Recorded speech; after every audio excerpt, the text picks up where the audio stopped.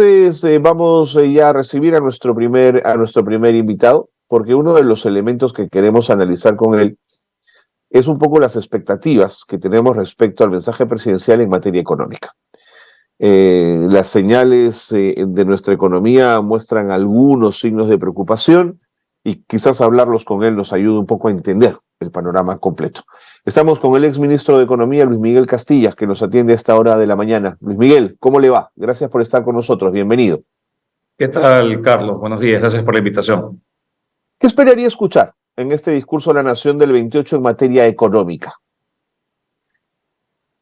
A ver, lo que no quisiera escuchar es un largo listado de obras que se plantean hacer, de proyectos aquí y allá, una repartija de plata, porque creo que eso se ha intentado varias veces y ese no es el problema de fondo. El problema de fondo es que tenemos una inversión privada que se está retrayendo ante la falta de confianza, ante la falta de un ejecutivo empoderado que le ponga el pare a ciertos elementos que perturban las expectativas y que vulneran la seguridad jurídica del país, condición clave para la inversión.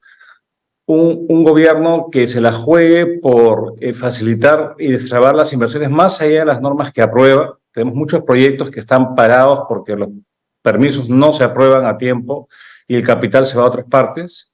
Y un mensaje de coherencia, porque como decías en la introducción, parecía que el gobierno está muy secuestrado por no enemistar al Congreso, a sus opositores, y eso le resta margen de maniobra para plantear un norte coherente y que nuevamente reenganche a las expectativas del país, porque lo que vemos es que cada vez más la economía se paraliza, la inflación va a ceder, que es algo positivo, probablemente hacia adelante, pero en un entorno de fenómeno del Niño, en un entorno de precarización del mercado laboral, no nos augura un futuro positivo y creo que la presidenta tiene que abordar estos problemas con mucho liderazgo y proyectar credibilidad, que es lo que le falta lamentablemente.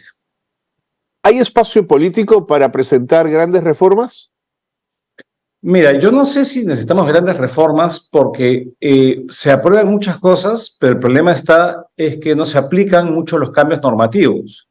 Entonces, el MEF, por ejemplo, ha tenido la facultad y ha promulgado una serie de decretos legislativos, se han creado entidades para promover la inversión, o sea, no ha faltado la capacidad de plantear normas en el Congreso. El problema está que no hay los incentivos para aplicarlos, o por temor al control interno, o por simplemente desidia, o porque no se imprime este sentido de urgencia. Entonces, obviamente que reformas se requieren y muchas, especialmente aquellas a largo plazo. La institucionalidad que tenemos no permite que sigamos creciendo como país, un país que tiene este nivel de desafección ciudadana y instituciones que son tan poco creídas y queridas por la población, no es un país que se va a desarrollar.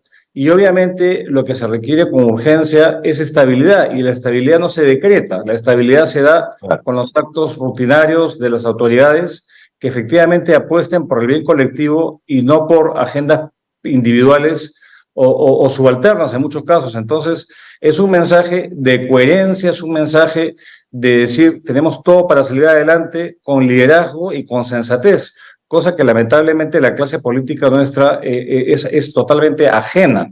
Entonces, más que reformas maximalistas, lo que se requiere es un grado de sensatez y sentido de urgencia, Carlos, en mi criterio. Correcto. Luis Miguel, has señalado la posibilidad de destrabar proyectos. Si yo te preguntara por los 2 o 3 proyectos más importantes que se podrían destrabar y que generarían una dinámica importante en nuestra economía, ¿cuáles serían?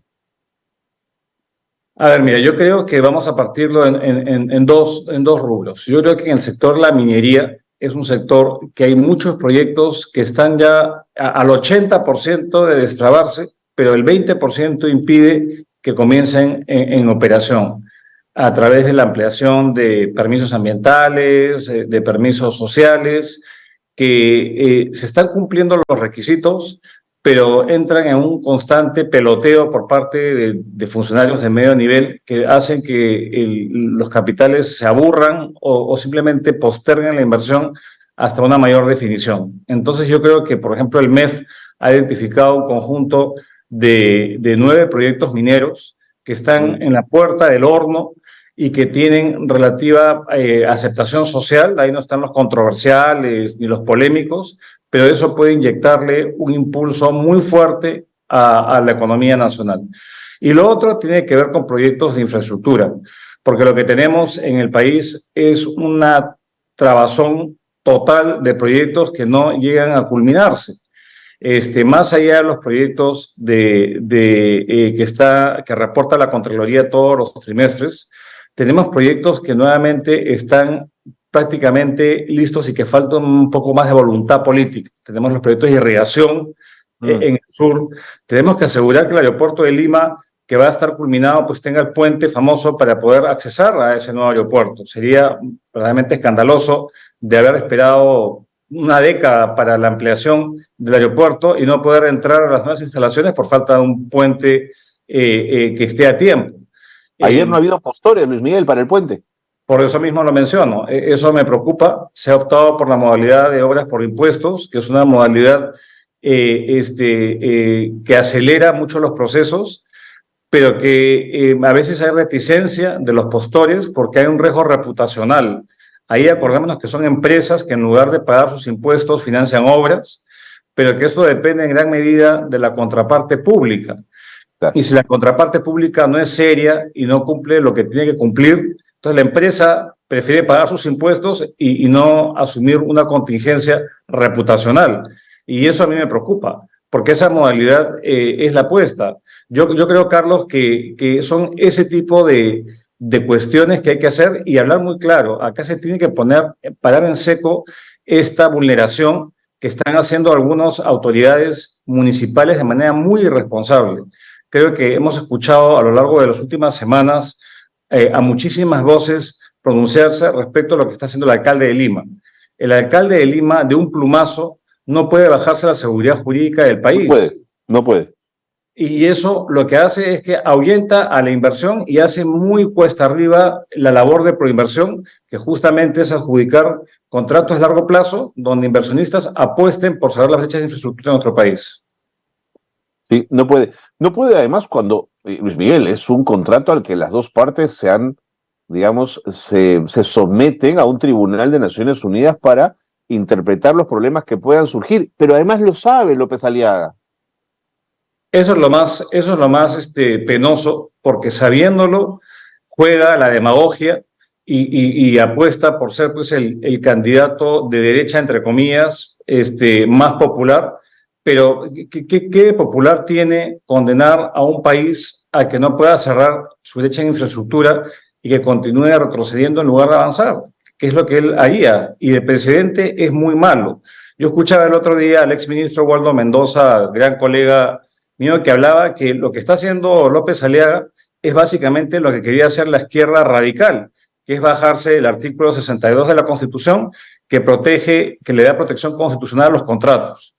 Eso pretende hacer el alcalde de Lima, y te lo digo por experiencia propia. Yo he trabajado con distintas autoridades, gobernantes, claro. Que no creían digamos, en el Estado de Derecho, que pensaban que el Estado tenía que nacionalizar cosas, y finalmente entendieron que vivimos en un Estado de Derecho y que la seguridad jurídica es absolutamente necesaria para que apostemos a la inversión extranjera. Sin eso, vamos a seguir retrocediendo como el cangrejo, y eso se replica, porque si el alcalde de Lima hace eso, bueno, no es muy buen ejemplo para otros alcaldes municipales y otras autoridades que piensan pues que hay total impunidad para hacer lo que sea, y eso no trae consecuencias nefastas a una economía que nuevamente está decaída y que lamentablemente augura, pese a los esfuerzos bien intencionados del Ministerio de Economía, augura un futuro poco auspicioso de menor crecimiento y de incremento probablemente en la pobreza este año.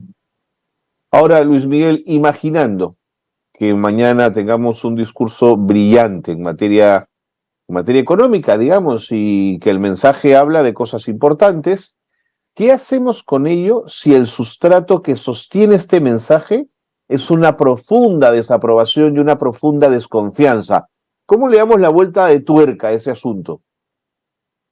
Lo que pasa que ahí, para responder la pregunta, uno tiene que ir ya no a temas económicos, sino a temas digamos, de la credibilidad y la legitimidad del gobierno y del Congreso y de las autoridades que tenemos en el país. Entonces puede que dé un discurso brillante, como tú dices, pero si no hay ese mínimo consenso y esa mínima aceptación por parte de la población que le dé un beneficio de la duda al gobierno, entonces va a ser muy difícil, porque esto implica darle nuevamente un voto de confianza y decirle, ok, estamos en buenas manos, vayamos hacia adelante los próximos años porque vamos a estar mejor. Hay una gran duda respecto a eso y eso se refleja con mucha claridad en las encuestas que muestran que más del 60% de la población piensa que estamos retrocediendo. Y eso que nos hemos librado de una pésima administración, pero que lamentablemente la presidenta está repitiendo muchos de los mismos errores que hizo su antecesor y pareciera que no está dando la altura de enfrentar y encarar la responsabilidad que tiene ante sí. Hay muchos que piden pues una disculpa a la población, cosa que no ha ocurrido, y se tiene que volver a creer de que tenemos una líder enfrente y que puede efectivamente guiarnos en este periodo complicado. Hay una oportunidad. Cuando hubo el fenómeno del Niño, yo recuerdo en la época de PPK, un presidente que tenía bastantes problemas políticos en su momento, logró crear un momentum de aprobación porque se arremangó él y su equipo las manos y estuvieron en el terreno enfrentando los embates del Niño Costero en su momento. Y eso le dio un capital político y le ganó credibilidad. Luego vinieron otros problemas y obviamente Claro. Pero a lo mejor la presidenta puede aprovechar de estos fenómenos que se vienen en el país y estar a la altura, y eso comience a ganar un poco más de credibilidad y confianza en la población. De lo contrario, creo que lo que vamos a seguir es un equilibrio bastante precario, que es el que tenemos, y una medianía, digamos, un desempeño bastante mediocre, que obviamente no es suficiente y al final la calle no sale, pero la calle va a salir si le comienza a apretar mucho el bolsillo y no tiene empleo, que es lo que más clama. Entonces, creo que lo que tenemos es que, y mi mensaje y mi invocación a los líderes del país es que tomen conciencia del sentido de urgencia del momento que vivimos. No estamos para festejar absolutamente nada, y más bien tenemos todo por salir adelante, pero se requiere un norte claro y obviamente congregar un mínimo de consenso para poder hacer que estas cosas perduren en el tiempo y no venga el siguiente y haga pues borrón y cuenta nueva como usualmente ocurre en el país. De acuerdo. Finalmente, Luis Miguel, así como en los 80 y parte de los 90 la violencia terrorista ahuyentó la inversión privada, ¿tienes la sensación que el crecimiento de la inseguridad ciudadana, el tema de las extorsiones, podría impactar de la misma manera? A ver, son fenómenos distintos, y ojo que el problema de la inseguridad ciudadana no es un tema en el cual tenemos la exclusividad, ¿no? Muchos países de la región están sufriendo lo mismo, pero evidentemente, dado que hay estos casos de extorsión tan notorios, obviamente que eso no ayuda a un hábitat, relativamente favorable o seguro para que venga acá gente y apueste por el país. Entonces, creo que ese es el principal problema que la ciudadanía ha identificado, es la inseguridad ciudadana, y eso pasa por, obviamente, el trabajo colectivo en los tres niveles de gobierno y de la población quizá más empoderada, para que, sin replicar, digamos, fenómenos populistas como el fenómeno Bukele y esta cuestión que no la veo sostenible en absoluto, enfrente un problema que es clave, pero justamente uno de los motivos que a veces expulsa y hace y motiva, gatilla la inseguridad y el crimen es la falta de oportunidad económica. Si tenemos un país que puede prosperar, donde hay menos precariedad y mayores oportunidades económicas, creo que el incentivo para delinquir se reduce. Entonces, nuevamente estamos en lo mismo. ¿Qué viene primero? Uno o lo otro. Yo creo que se debe avanzar en ambos frentes, pero la economía, nuevamente, yo insisto, es clave incluso para reducir los niveles de criminalidad, porque mucho de esto se hace por necesidad, lamentablemente, en un país que tiene miles de oportunidades, pero que no hemos sabido aprovecharlas por falta de liderazgo y un norte claro. Justamente vamos a hablar de seguridad ciudadana en un instante con un exministro del Interior, con José Eliche, para seguir un poco indagando el tema de inseguridad y lo que será el mensaje de 28. Luis Miguel, te agradezco muchísimo que nos hayas ayudado a entender estos temas, que hayas estado con nosotros. Por supuesto, feliz 28 y gracias por habernos acompañado. Un gran abrazo. Feliz 28, Carlos. Gracias.